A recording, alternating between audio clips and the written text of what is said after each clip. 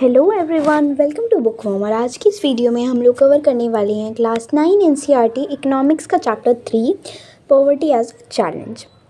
So let's start it.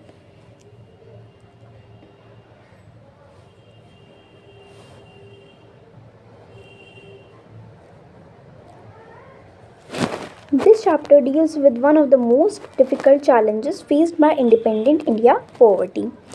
तो ये जो चैप्टर है इससे हम लोगों को पता चलता है एक बहुत ही ज़्यादा मुश्किल और बहुत ही ज़्यादा इम्पॉर्टेंट चैलेंज के बारे में जो कि आज के समय पर हमारा इंडिया फेस कर रहा है, और वो है पॉवर्टी। पॉवर्टी मतलब गरीबी।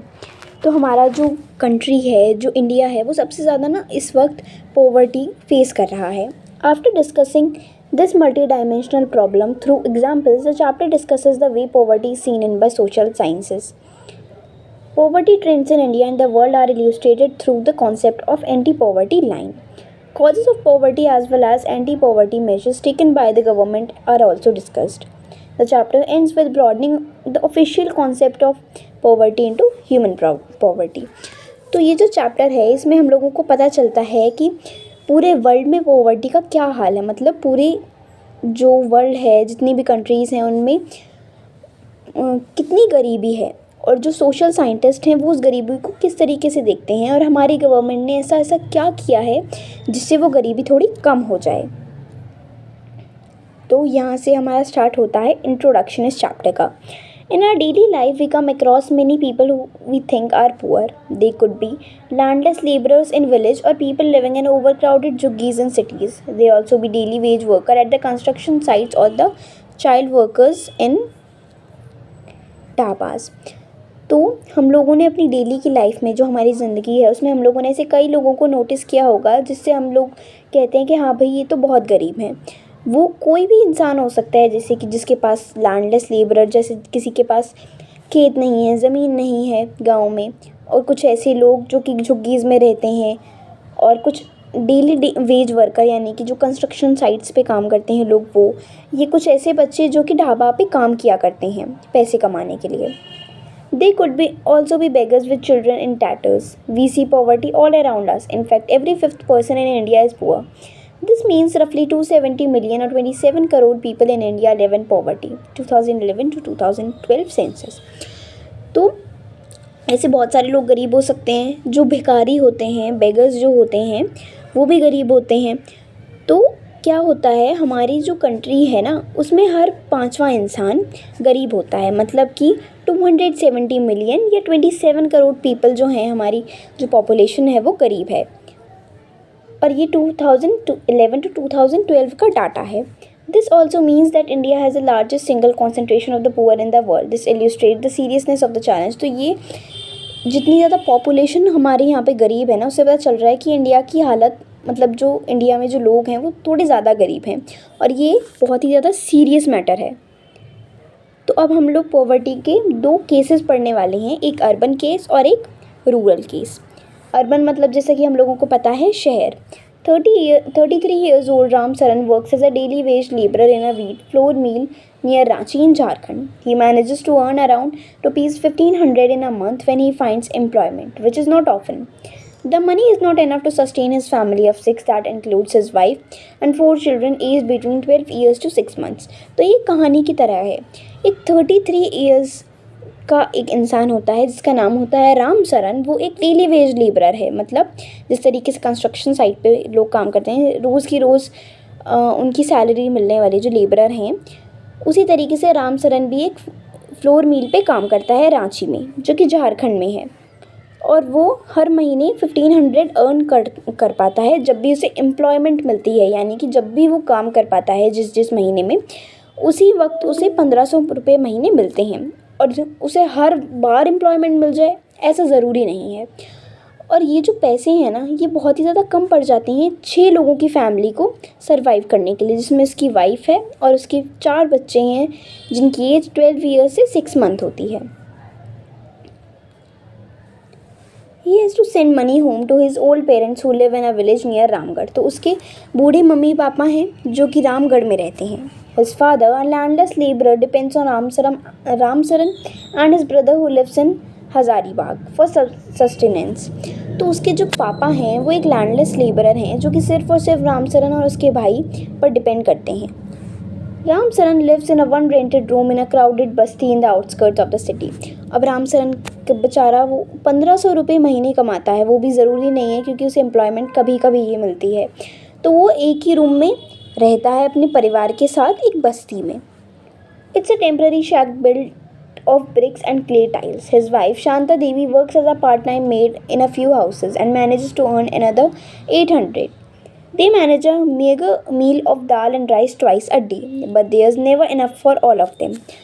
तो उसकी जो वाइफ हैं शांता देवी, तो उन्हें 800 रुपीज़ मिलते हैं घर में काम करने से, जैसे काम वाली होती है वो एक, और उसे 800 रुपये पर मंथ मिलते हैं। और उनके बहुत ही ज़्यादा मुश्किल होता है दाल चावल का मील अपना इकट्ठा कर पाना एक दिन में 2 बार। His elder son works as a helper in a tea shop to supplement the family income and earns another rupees 300 while his 10 years old daughter take care of the younger siblings. तो उनका जो बड़ा बेटा होता है वो एक tea shop में हेल्पर की तरह काम करता है अपने घर को चलाने के लिए, और वो 300 रुपीज़ पर मंथ वो भी कमा लेता है। और उसकी जो 10 साल की बेटी होती है वो अपने छोटे भाई बहनों का ध्यान रखती है। None of the children go to school. उनमें से एक भी बच्चा ऐसा नहीं है जो स्कूल जाता हो। They have only 2 pairs of handmade down clothes. New ones are bought only when the old clothes become unwearable. Shoes are a luxury. The younger kids are undernourished. They have no access to healthcare when they fall ill. तो उनमें से कोई भी बच्चा school नहीं जाता, उनके पास सिर्फ और सिर्फ 2 पेयर हैं क्लॉथ्स के, और नए कपड़े तभी आते हैं जब जो पुराने वाले कपड़े हैं वो बिल्कुल पहनने लायक ही नहीं बचते, वो फट जाते हैं। और जूते पहनना तो उनके लिए एक लग्जरी जैसा है, एक बहुत ही एक्सपेंसिव चीज़ है। और जो छोटे बच्चे होते हैं उनके घर में जितने भी छोटे बच्चे हैं वो अंडर नरिश्ड है, मतलब कि जब वो बीमार पड़ जाते हैं तो उनके लिए कोई हेल्थ केयर फैसिलिटी नहीं है। अब हम आ जाते हैं रूरल केस में। Lakha Singh belongs to a small village near Meerut in Uttar Pradesh. तो एक कहानी है लखा सिंह की जो कि मेरठ में रहने वाले होते हैं, जो कि उत्तर प्रदेश में जगह है।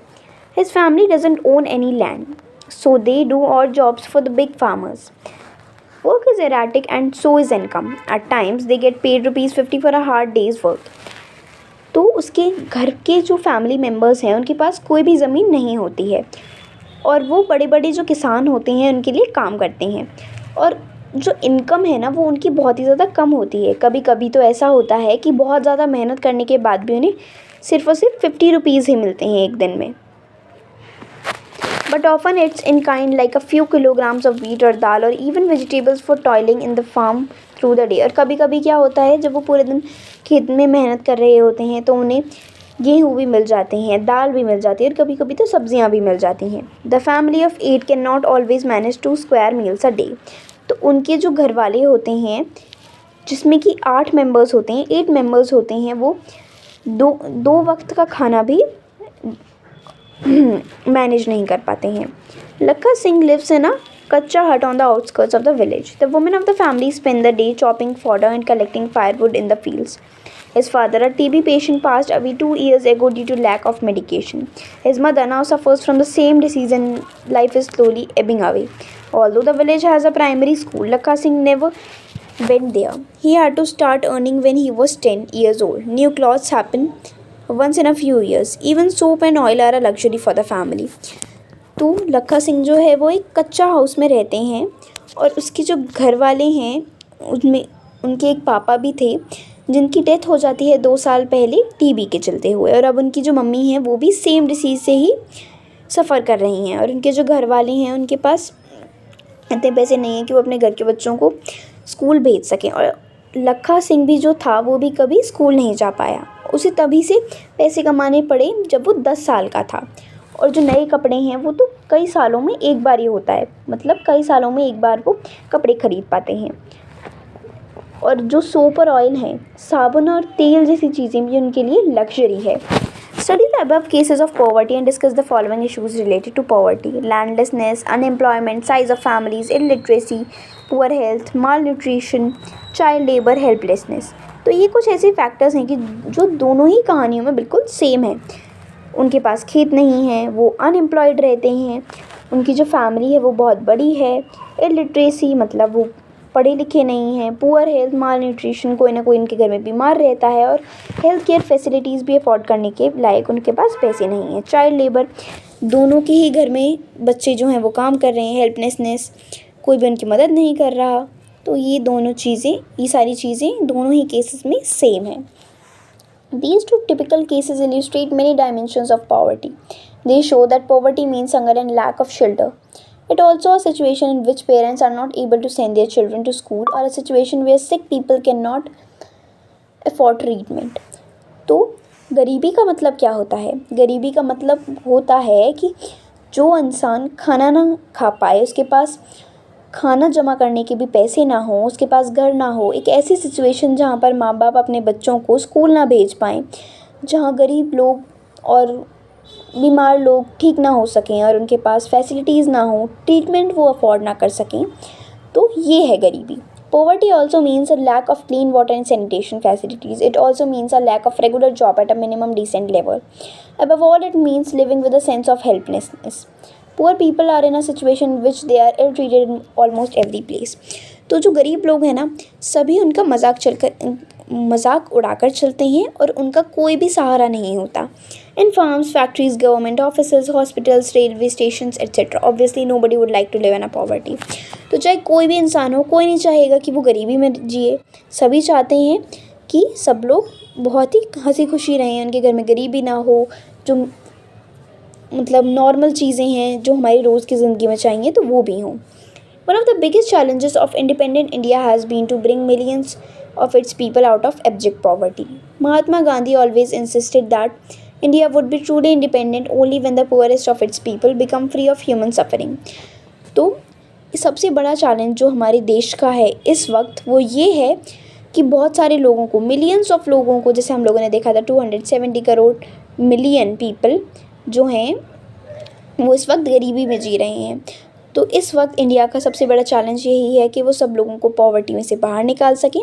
और महात्मा गांधी जी ने ये कहा था कि हमारा इंडिया तभी इंडिपेंडेंट माना जाएगा जब जो गरीब लोग हैं वो भी गरीब ना रहें और उनके पास कम से कम नॉर्मल जो चीज़ें होती हैं जो रोज़ की ज़िंदगी में चाहिए होती हैं वो हों। तो आगे का चैप्टर हम लोग अगली वीडियो में कवर करेंगे। तो तब तक के लिए thank you and bye bye.